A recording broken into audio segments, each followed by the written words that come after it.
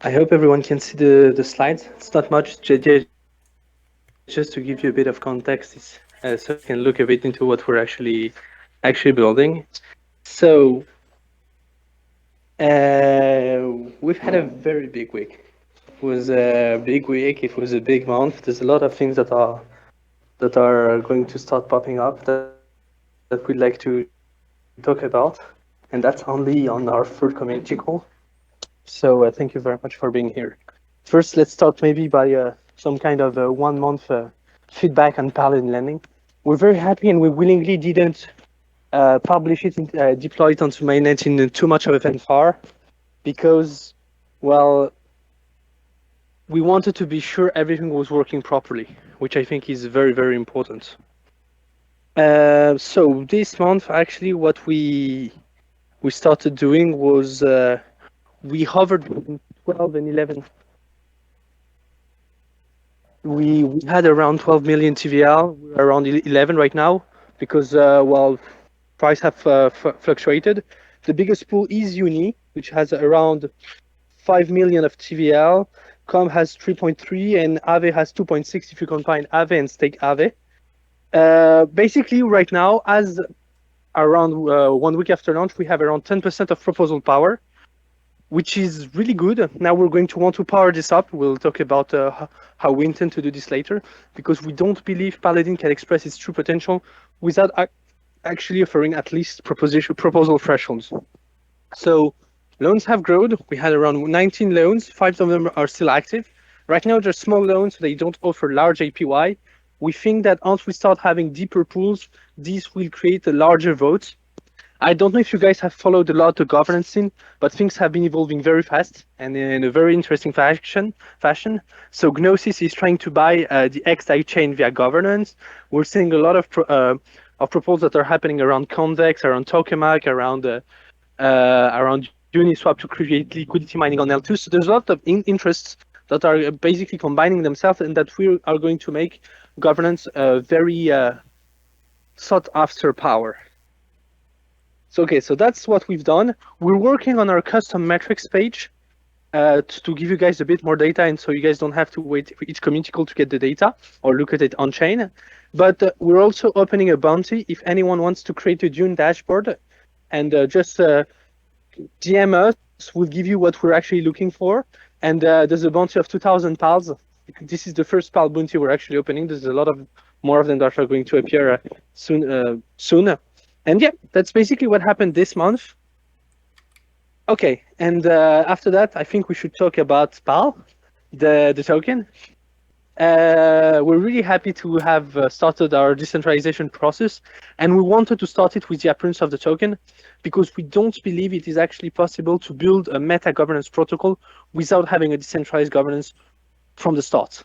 So the reason why the token is currently not transferable is for one very simple reason, is that we want to put governance building and community building before speculation.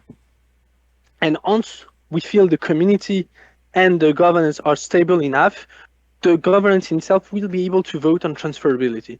This was our option. We've seen a few protocols do this.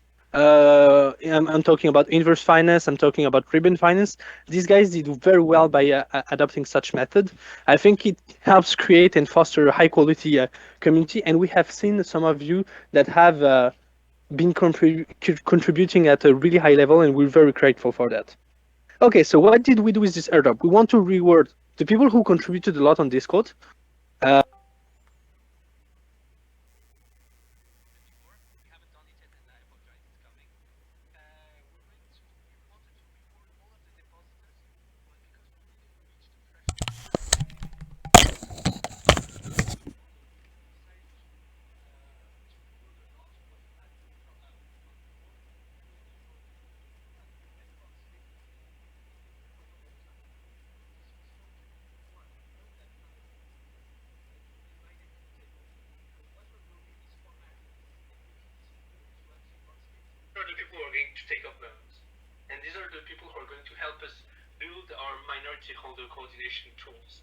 So that's how we structured our airdrop.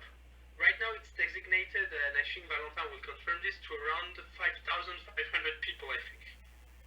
So yeah.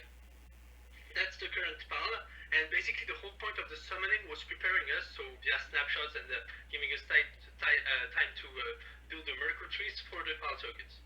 So that was basically the month of October. Now, for phase 2, which is what we call the Genesis phase, it's basically the month of November. It's literally building our governance system. So we didn't want to do like a lot of projects do, which is release token, have a governance framework done from the get-go, and just start literally pumping out proposals or prices out, which is not what we wanted. We wanted to build a governance framework with the team. We'd like to start with Snapshot because it's the easiest one to implement, and it's also the cheapest one. So we don't expect people to pay too much, especially early on, to vote basically in our governance. Yeah. So right now we're going to create a delegate form. We saw someone ask this in the questions. If anyone wants to become a delegate in Paladin, and you'll see it's very much worth it, feel free to fill the form once it's published. It should be published before the end of the week. And what's going to happen is that next week, at the end of the week, we're going to publish a delegate portal, which basically will allow you.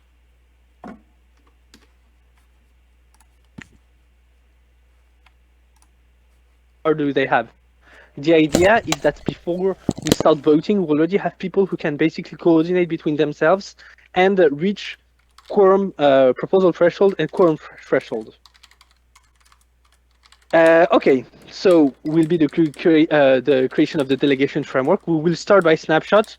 We will see if there is a better model, but to be honest, we're very much big fans of snapshots as it is a very agile and flexible tool. And the last part, it's basically the first proposal. So the first two proposals we have in mind, and these are subject to change, of course, are first, the vote on a constitution. We believe it is extremely important to define the base rules of a DAO before starting anything. And what I mean by the base rule is that if there is a governance attack, because we will enable Paladin, of course, as a Paladin lending asset, basically, if something is not right by the standards of the DAO, we can veto it by justifying via this constitution. And we believe this is a standard that every DAO should do, which is just defining its values. And this allows the DAO not to stray away from what they were supposed to build beforehand. So this is the first thing. And the second thing is liquidity mining. So we'll talk a bit about this a bit later, but it's basically one of our current bootstrapping solutions to reach what we call a proposal threshold. Okay. I mentioned the delegate forum that's going to be in Genesis. I mentioned the governance framework. I mentioned what we call the Palis Magna Carta. I'm going to hand the speaking baton to Alejandro, our head of communications, and see you later, guys. Alrighty. Hey guys, alright, so yes, so we have a lot of stuff coming along the lines regarding comms.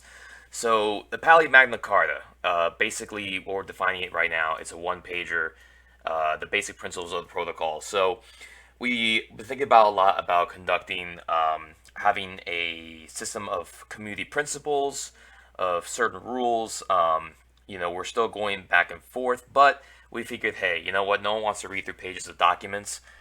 So what we're working on right now is just something simple, to the point, and right now working on an angle to see if we can push forward governance not only through our tokenomics, but through, of course, an actual constitution of sorts.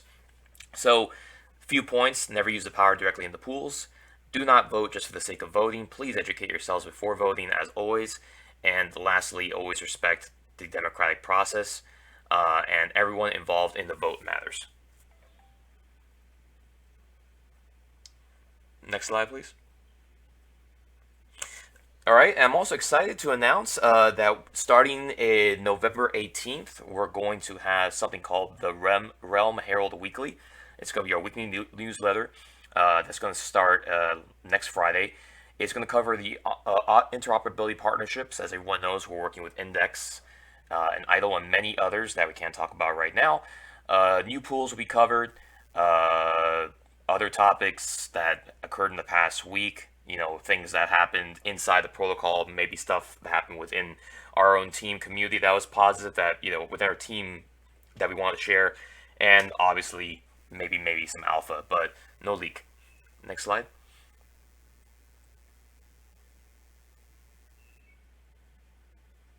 All right. So as always, the contributor framework. The framework has not changed since last month. It still remains the same. However, we now have 8 wanderers in our ranks. They leveled up. And for those who joined this month, as always, there will be a proof of work form posted in general and in announcements for you to level up from a squire to a wanderer, or possibly even straight to a warrior.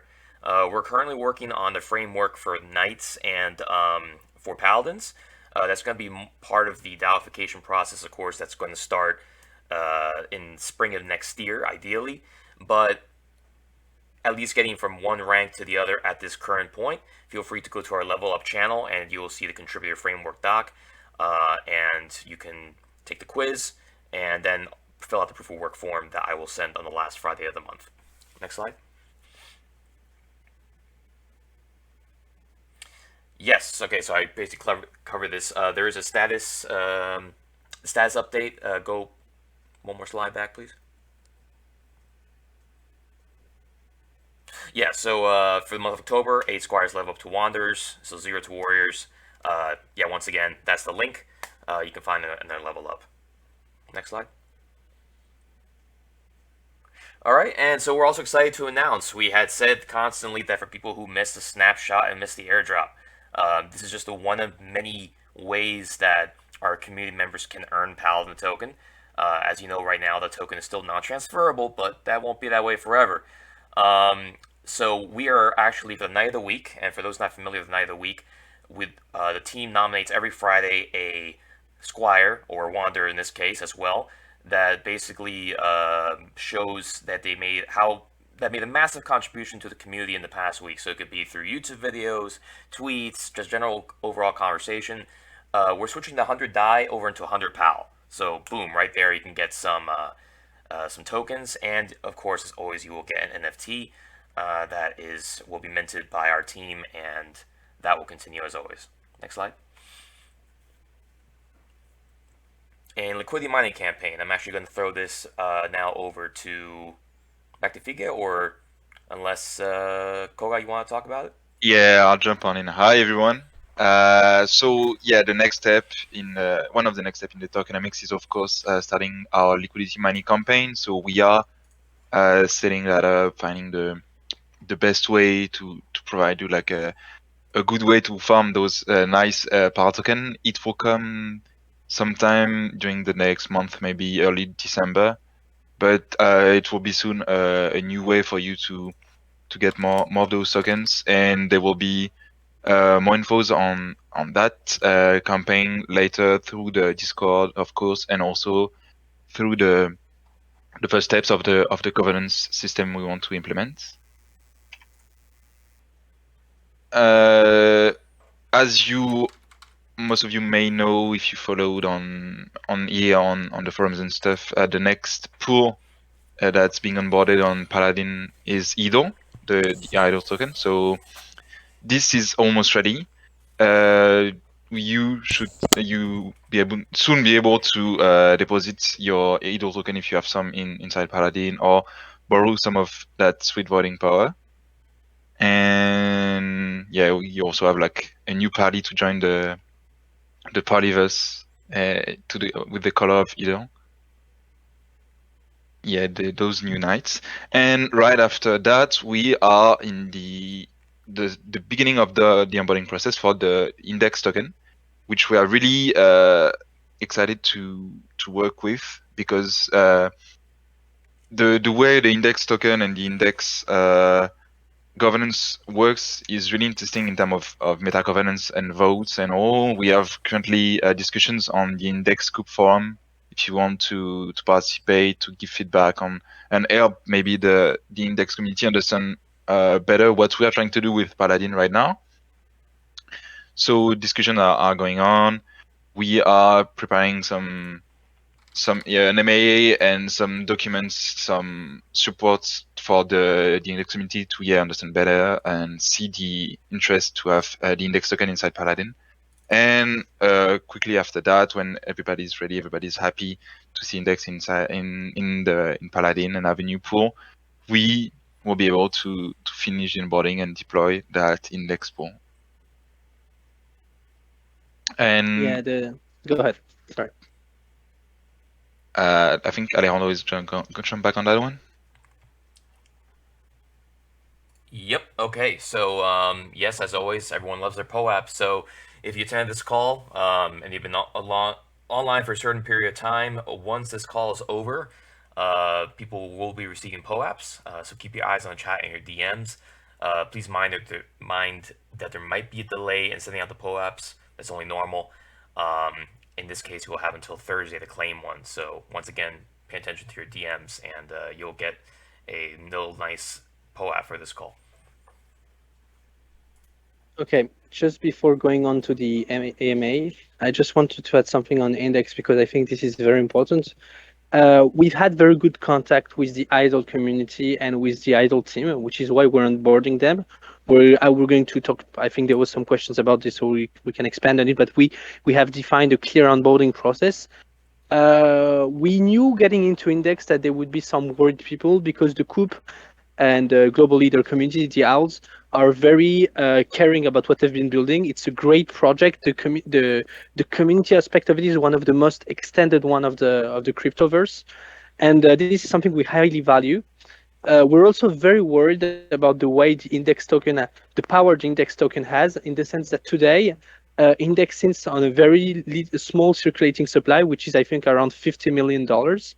The problem being that you need around 100 to 150,000 index to actually almost decide what's going to happen in this governance.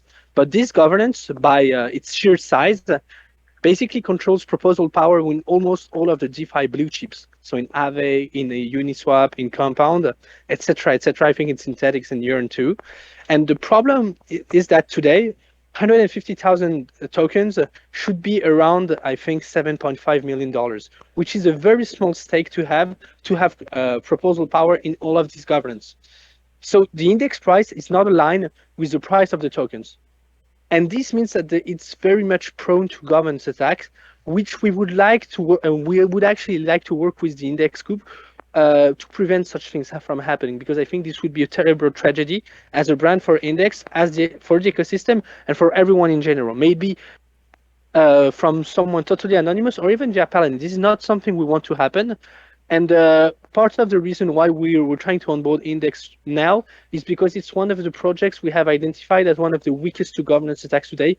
And we believe there are important discussions that need to be had literally now. And this is something we intend to solve before actually having the pools live. So we're very open to talking with the community. And as mentioned previously, we will do an AMA pretty soon with them. So yeah, thanks everyone. Now let's maybe jump onto the questions. So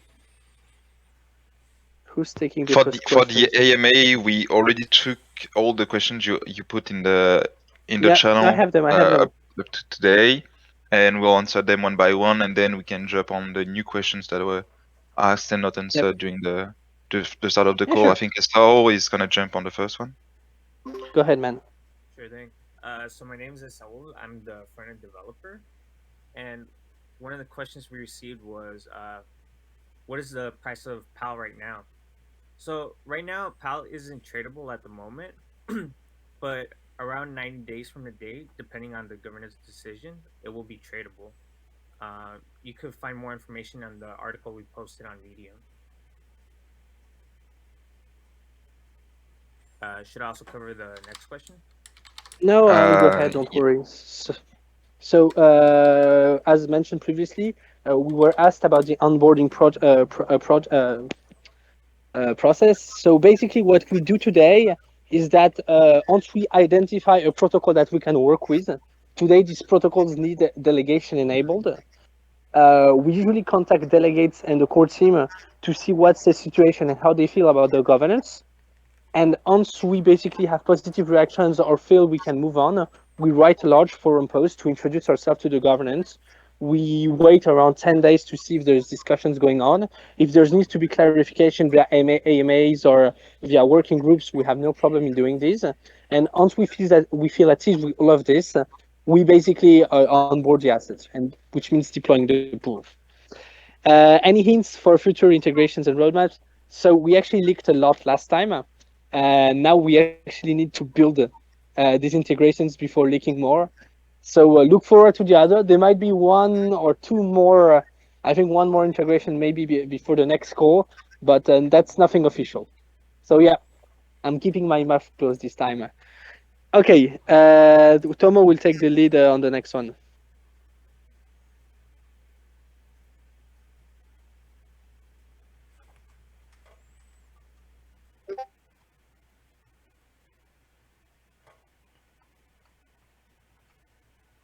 Tom cannot talk. There you go.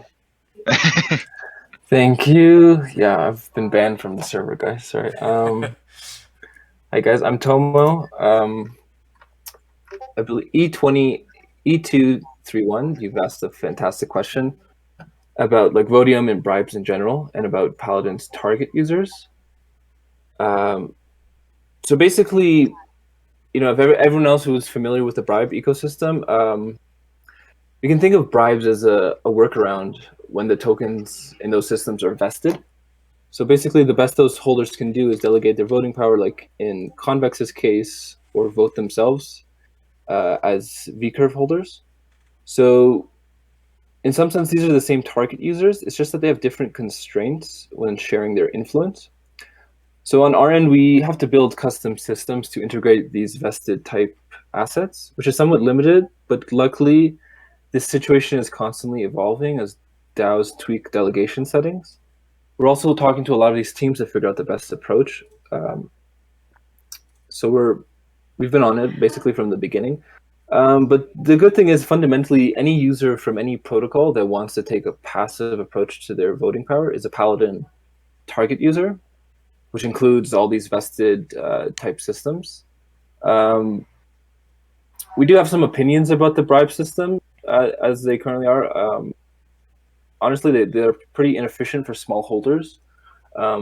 Like if there was an option between going with a bribe setup or like a Paladin delegation setup, it would be a lot better for smaller holders just to pool on Paladin, for example, because if anyone's ever used Vodium as a small holder, you're just basically collecting dust. You're getting the bribes, but it just, in terms of after you consider all the gas costs, you're not profiting. So in terms of UX and everything, it's just a lot simpler in terms of delegating to Paladin, in terms of pooling with Paladin. And yeah, we hope to integrate those systems as soon as possible. But otherwise, yeah, we're just trying to simplify the process for passive holders in all systems.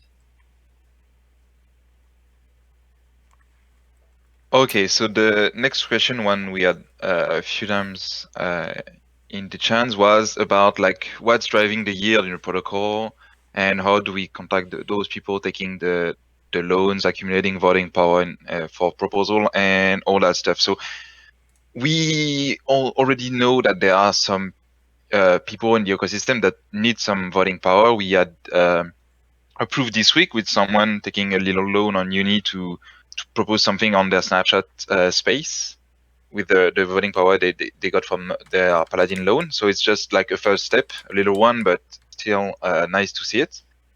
And in the future, when the pool will be large enough and have like a good amount of token and voting power, we'll be able to educate some of those people that are already active or want to be more active in their governances, and show them the way to get like more voting power through Paladin, take the loans, and that will drive the APY. Of course, it will not be like a constant APY, except on the pool in the term of stake AV. But in term of APY, it will basic one. It will be like just jumps when big movements in term of governance, in term of loans. So when there is some events on the Uniswap governance, you'll see better APY for a while, and then it will calm down a little bit, and all of that. So basically, all of that, we need to have like big and juicy pools full of voting power to attract more of those people hungry for more activism.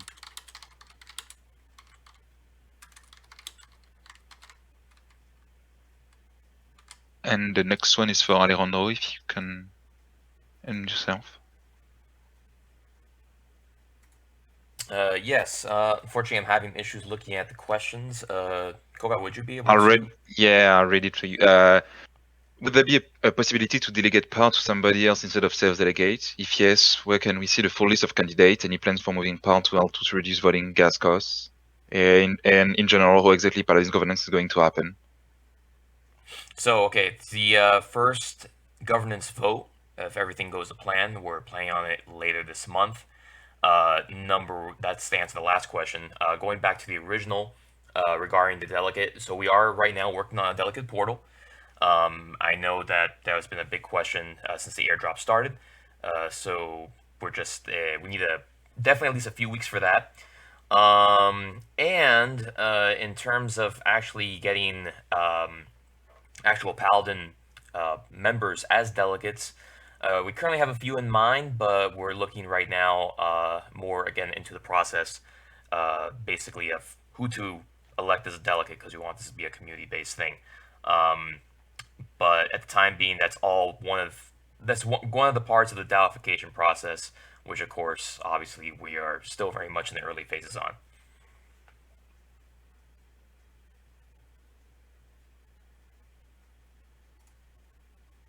Okay, we can jump to the next one, which is Alexi. I think it's for me. So hello everyone, I'm Alexi. So I'm a full stack dev for Paladin. So the question was, what's the timeline for the DAO, and is there a roadmap? So no, for now we don't have a roadmap because we still need to figure out some stuff about how exactly we want to build a DAO. But you'll hear about it before spring 2022 for sure. So wait and see.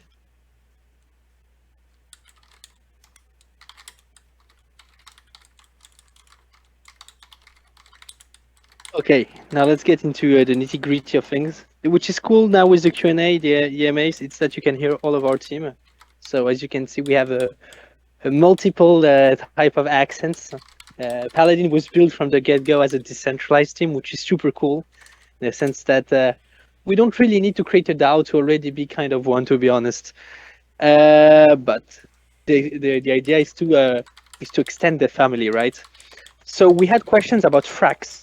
For those who don't know, Frax is an algorithmic stablecoin.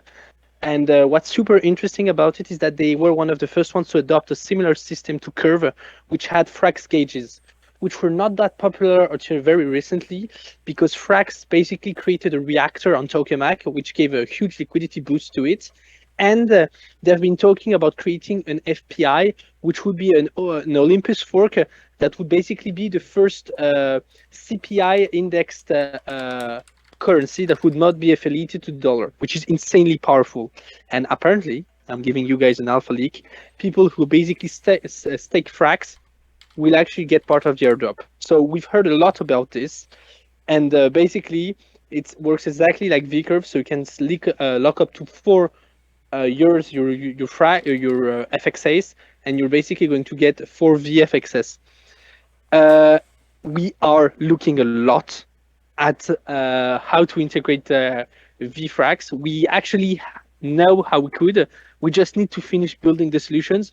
So you're going to hear pretty soon from us about this. And yeah, we're big fans of what Sam has been building and of the curve style gauge governance in general. We think it's a very powerful tool of governance. Okay, I'll leave this. I'll take the next question. Sure thing. So one of the questions was, since the user is only borrowing the voting power, does it mean the Paladin protocol doesn't need any insurance since the tokens don't leave the protocol? So the deposits are non-collateral. So the only thing you're depositing is your voting power. This pretty much makes insurance unnecessary because there's little risk of getting a hack.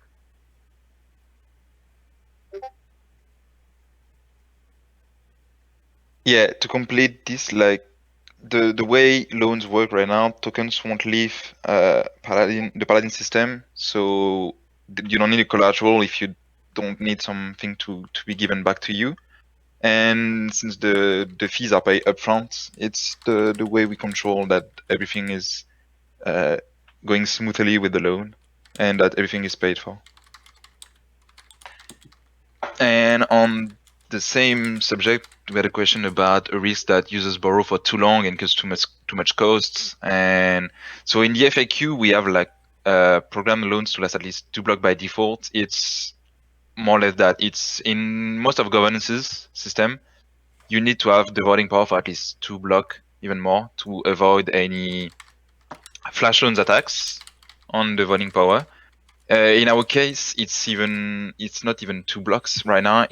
You need to have a loan lasting for at least 7 days. You can of course close it before, but you'll have to pay 7 days of fees anyway.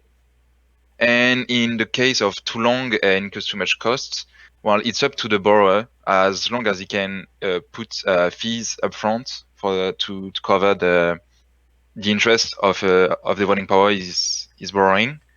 He'll just can take the borrow for as long as he wants, and it's basically that, like just add fees to the loan and get the voting power for longer.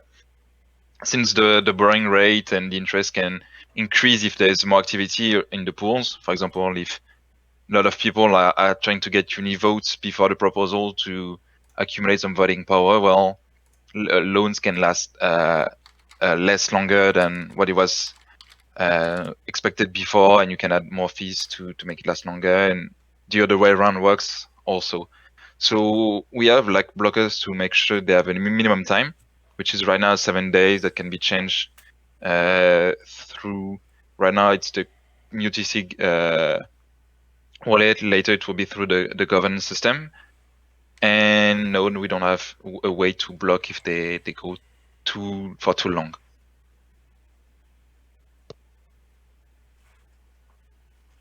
And that's up to Tom for the next question. So the next question is, someone asks, PAL is currently non-transferable. There's no price. Won't be tradable and no price until governance settle. I understand that the maximum time for deciding whether PAL will be tradable or not will be 90 days from TGE. Does this mean that the token will still be non-transferable, tradable during the liquidity mining campaign, which will take place in a few weeks, months? Great question. So yes, during liquidity mining, the token will still be non-transferable. Once more governance infrastructure is in place, basically we can all vote together as a community to activate the transferability. But in the meantime, it's going to remain non-transferable.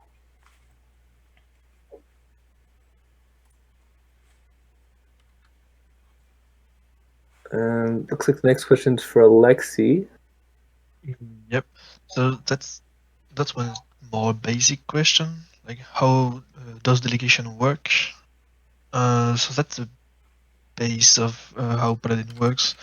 I mean, if you don't use your tokens to vote, you can actually give that vote power to someone else without giving him your tokens. So that's how Paladin works. We don't play with your money. We just give the voting power to someone else. And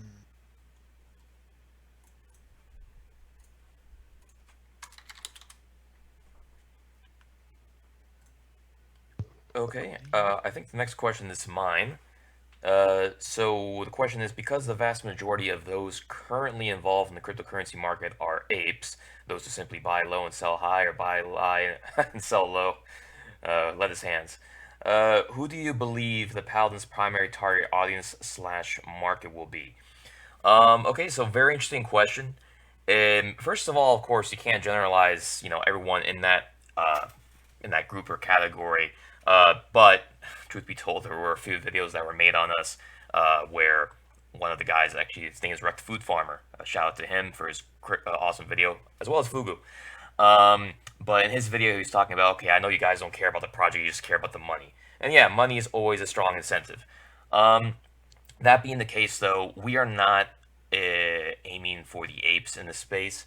We're building community over speculation. That's our core goal. We want to build governance correctly, help to create meta governance across different protocols, and we're looking for people who really, really, really, really, really care about the whole entire process. So yes, everyone, yes, we will make money.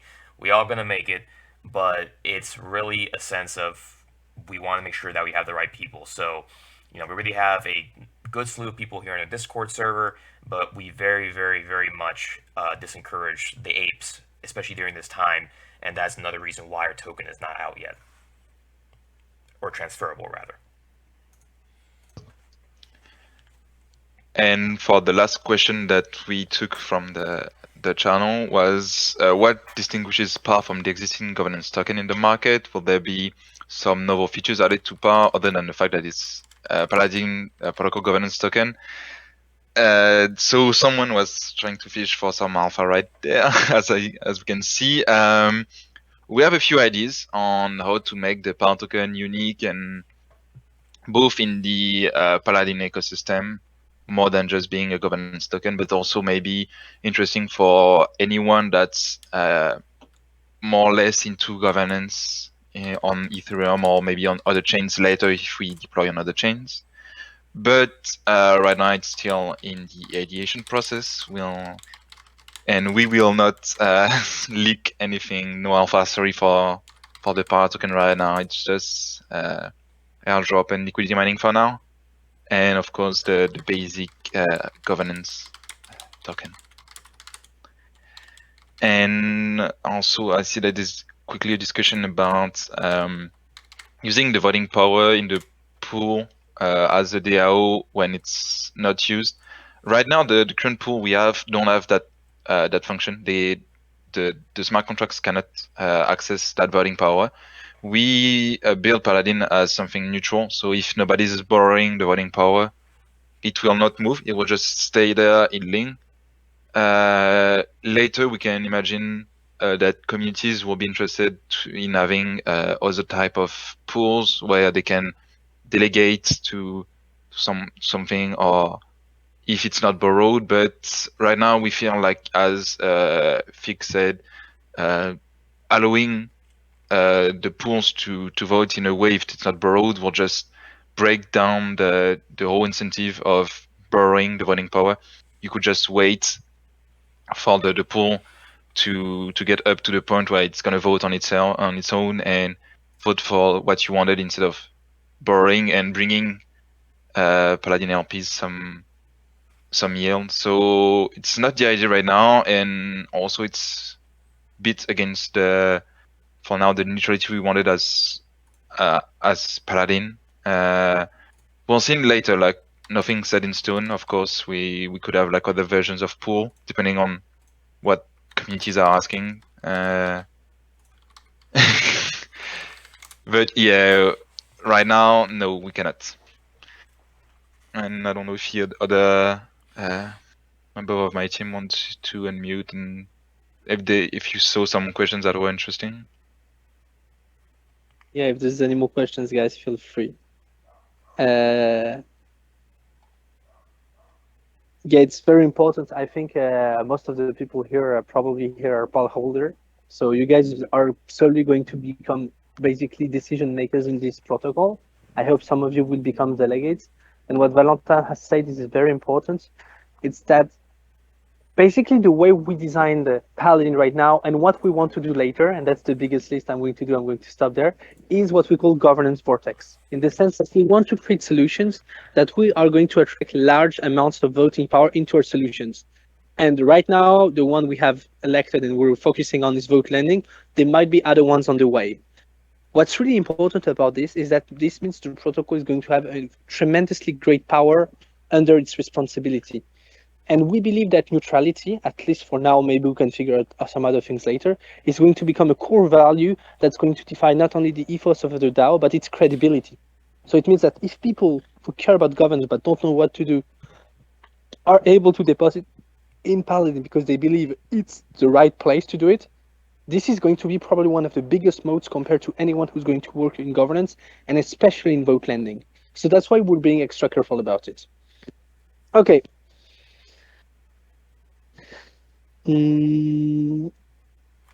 I see someone else that's writing something, so let's wait to see if it's a question.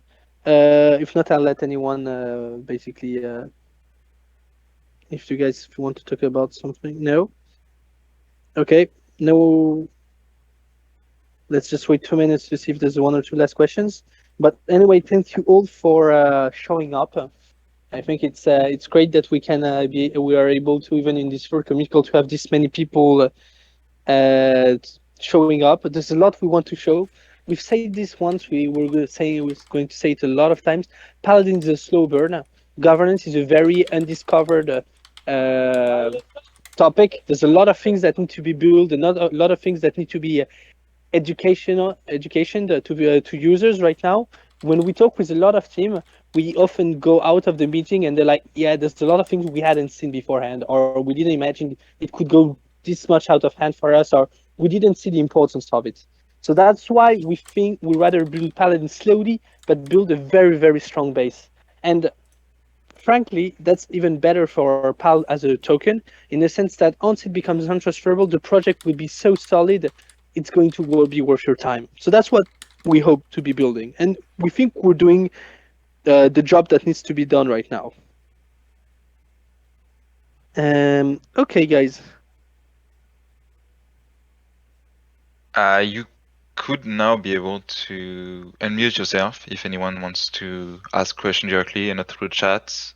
I hope you can. I'm not sure, but if you have any more questions, feel free to ask them now. And oh, happens you cannot unmute. Too bad. Oh, you might need to get out and get back in for it to apply, though. I got them covered.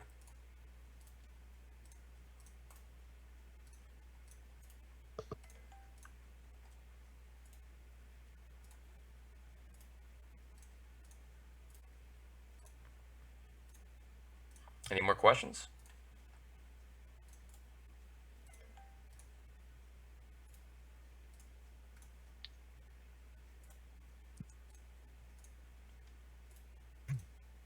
I think we can stop right there. There's already been a lot of questions, and you guys can check the video again. I will try to do probably another community call by early December.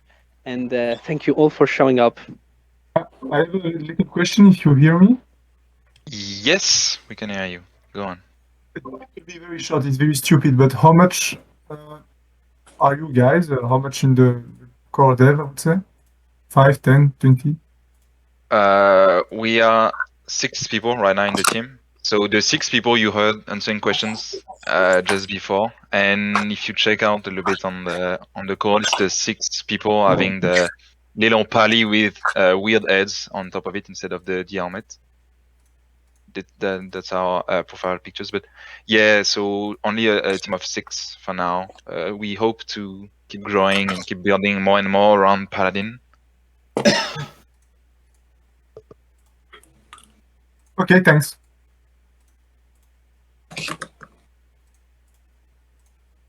Okay.